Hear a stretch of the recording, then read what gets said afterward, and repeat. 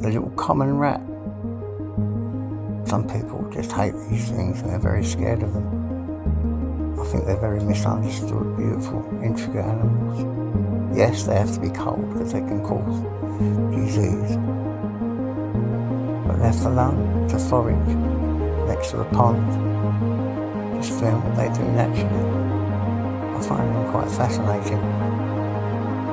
Each year I come to this local pond in Ireland and watch them have families, babies, the lives go on and on and on. Little Tyson hooks it in, bites, all together.